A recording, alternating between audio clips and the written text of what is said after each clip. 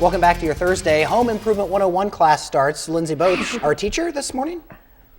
Yeah, kind of a little bit. I'm being taught as well, so I'm a student also. We're going to be plastering a wall here. Mike Entrip joins me.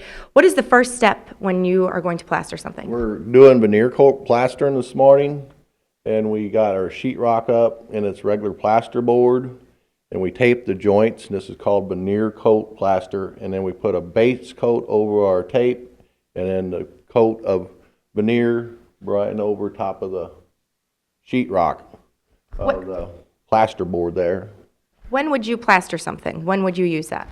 Well, there's a lot of older homes in this area that are plaster, and they're used for, is usually a thick coat plaster, and it's over wood lath usually, and we can come in and repair that plaster instead of tearing off the old wood lath and all. We can come in and repair the plaster after somebody wants to run some new electric or drill holes and put insulation in, and keep things intact as far as the wood and all the trim work that goes around the plaster. Right now he's troweling it on to get to where we're going to get to the base coat, and then we'll end up, when this dries, the next segment, or the segment at next time, we'll show you where we put the white coat on, and it'll be able to smooth down and polish to where it has the slick finish, is what is in a lot of the older homes now. And all of it can be repaired usually. Some of it, sometimes we have to knock some of it out on the older homes and put new base coat and smooth coat back over it. We do have another system that we'll show later too, is that where we put mesh over some of the old plaster, entire wall with mesh, and base coat it in and smooth coat it out to where we can save the walls and make them still smooth. Are there any specific techniques when using this plaster?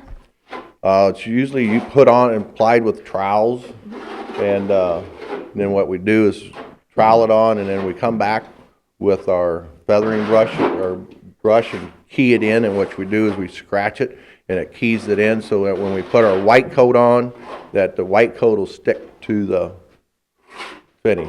What is plaster?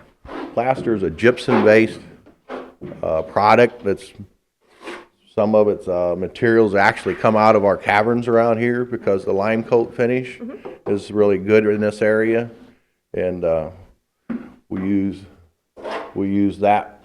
This base coat here has got Portland in it, and a setting compound, so it gets super hard. And as you see, as he's troweling that out, then he'll brush it down with this other brush that he'll show you there, and he'll get it wet and he'll smooth this out, and that'll give it the keying effect so that our white coat can be applied to that substrate there that we're working on, and so it won't fall off the wall, so it stays keyed into the wall. Great, and we were talking a little bit about older homes. A lot of older homes in Quincy also have, or could have, lead paint in them. We're going to teach you a little bit about that, how to remove that, and what it could mean for you coming up next. Some great advice, and he was very, very fast at the plastering. I'm impressed. Yes. Very nice. Earth cams, that's on the Statue of Liberty. This is what she sees every single day. But we like to wake you up to something random. We're also talking home improvement today. It's kind of random that we've sent Lindsay Boach out to talk about home improvement today, because she's learning, we're learning. We hope you're learning as well. Yeah, she has tips and tricks if you're planning on changing the color of your walls. Right, Lindsay? Yeah, actually, we're going to talk about finishing after we plaster. We already plastered that first little set of drywall, and now we're going to put a finishing coat on it. I do have to say, though, I love that Lady Liberty cam. That's my favorite one that we've shot. That sky cam just looks really, really cool. Mike Entrip joins me right now. Explain a little bit about what we're going to be doing. Right now we had that last part of the show, we end up putting a base coat on and keying it in. Now we're going to end up applying, scraping it down and getting ready to put our white lime coat finish over this. And that just smooths it out. What kind of a tool is that? We call them the scrapers, and what we do is scrape down the walls and knocks off all the little rough edges. and then we'll now apply the white coat finish. There's different types of finishes also besides just this white coat lime finish. This lime coat finish is a very hot product. It's got lime in it, so it does burn you. It can get in your eyes, and it can blind you. Wow. You don't want it on any of your soft parts of your body, and definitely keep it out of your ears and your eyes when you're applying this stuff. And we trowel it on, get it all coated, then we come back and we white coat, double up on it and give it 2 coats, and then we'll come back in and then polish it down, and we'll throw water on it with our water brush and polish it down, and then we'll come back a little bit later and apply more water to it, and then we'll use a mop, they're called, and we'll mop it and then apply more troweling. And it's like finishing concrete to a sort, because you have to keep polishing it to get it slick and smooth. It'll end up looking like glass. It'll go over any of your base coats and so forth.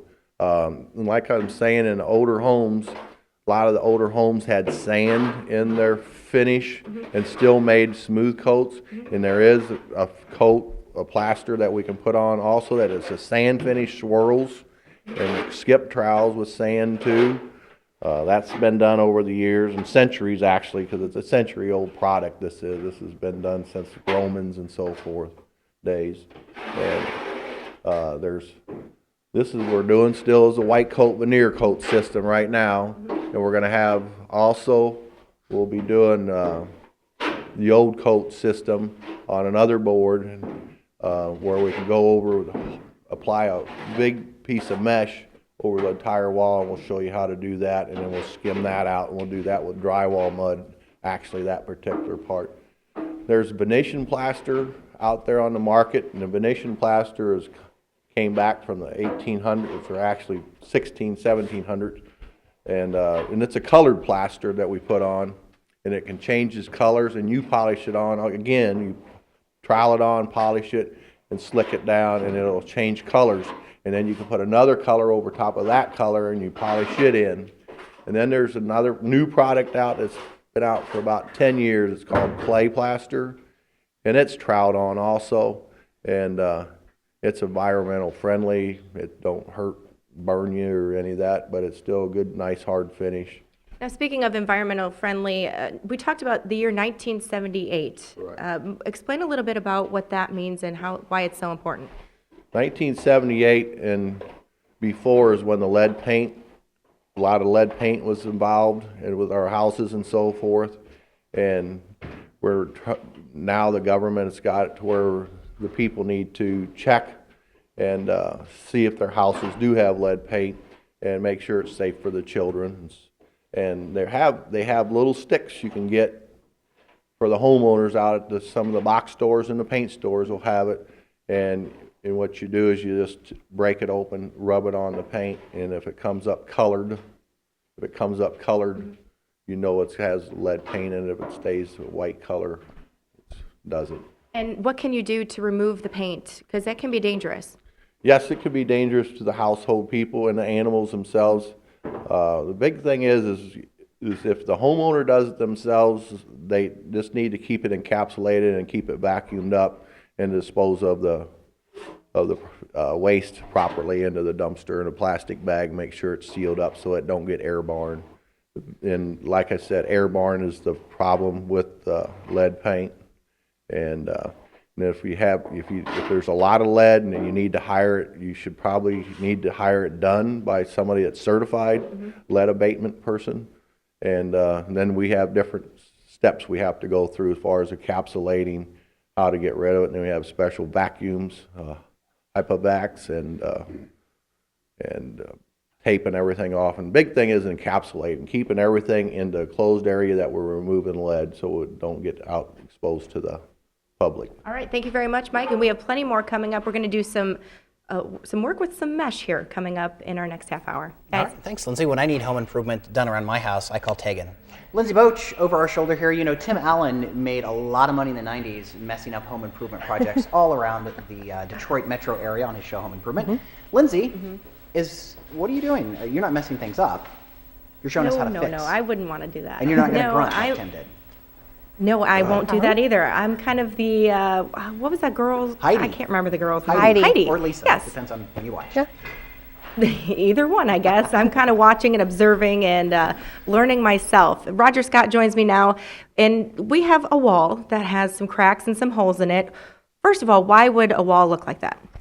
A lot of your houses in Quincy, we have older plaster houses. A lot of it has to do with the settling of the foundation or just the age. Also, like this past spring when we had the winds and that, a lot of the houses, they shifted a little bit. Plasters got a little hairline cracks in it. Also, when they tear off their wallpaper, they usually won't notice it unless they tear it off. They can see it. This is a way to do it, to repair those cracks and those holes in your old plaster without making a big mess. A lot of your older homes that have plaster in it has beautiful woodwork. A lot of people are afraid. They don't want to mess with it because then they have to redo the woodwork, lose their woodwork. This is a way that you can do it and leave your woodwork alone so you don't damage it. What we do, we overlap. You can overlap the wall with this mesh. It goes from top to bottom. It acts like a sealant. It kind of binds everything together. This way also is simpler for the homeowner can do also is you use just regular drywall compound instead of the plaster. So you don't contend with all the chemicals and stuff. You just basically skim it a couple times and stick it out. Is that mesh plastic? It's a fiberglass. Okay. This particular item he's in here is a self-adhesive, which makes it really nice. If you go to a lot of your stores, you'll see rolls of mesh, joint tape. Some people do that. You know, if you got just a few cracks, you can just do that, one crack at a time. But if you have a lot, this is a simpler way to do it, easier way. And now he was smoothing the mesh out. How important is that? It's real important because if you don't get it all out level and flat, when you go to skim over it, you get what we call rolls. And what it do, it's hard to lay down, and then you have to basically you have to cut your mesh to get it to overlap because if it's not laid down flat, your mud won't lay down. How quickly does that dry? It depends on the product you use. This mud he's using here is just regular drywall compound. If you go into a house and you're kind of buying for time, wanting to get it done, a lot of your old plaster walls has a tendency for your mud to dry slow. They sell a product out there. It's called Quick Set or Durabond, which you can get it in 20 minutes, 45, 90, 100. When you mix it up, it sets up in that time enough that you can go back over it again. Is there a difference in when you should use a plaster or a drywall? No, doing it this way, you use this and you eliminate all the like we said about the chemicals in your plaster base and your dust and everything. This is a lot simpler. The homeowner can do themselves, but if you got a very big one, it's kind of tedious if you don't know what you're doing to take a big job on. But like I said, you can get the rolls of individual tape and do one crack at a time. They could do that themselves. Is this kind of a less is more situation, or is this a slab as much on as you can? No, you want to basically, he's trying to overlay the mesh to where you can just barely make out the mesh between it. Sometimes you have to do it 3 times. Most of the time you can get it by in 2 coats. Okay. So. Great. A lot of information for do-it-yourselfers, and I've learned a lot here. This is pretty cool. I didn't think that you could put a piece of mesh over some cracks and holes and create a smooth surface like that. Instead of calling Tegan for my fix-it-up projects around the house, I'll call Lindsay and leave Tegan alone for a while. Yeah, I think Taylor will probably enjoy that.